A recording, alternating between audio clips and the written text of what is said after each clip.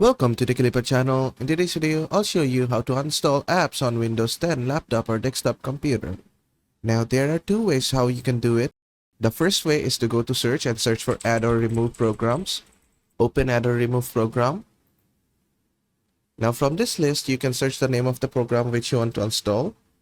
Let's say I want to install VirtualBox. I'm just gonna search VirtualBox here. Click on it and then just click on install.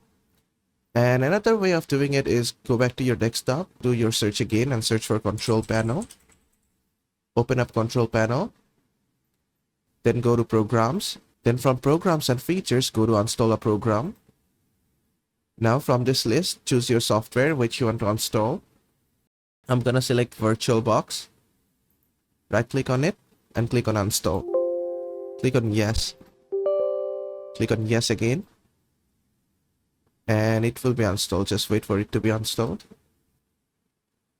And that is how to install apps on Windows 10 laptop or desktop computer. I hope this video was helpful. If it was, please give it a thumbs up and don't forget to subscribe.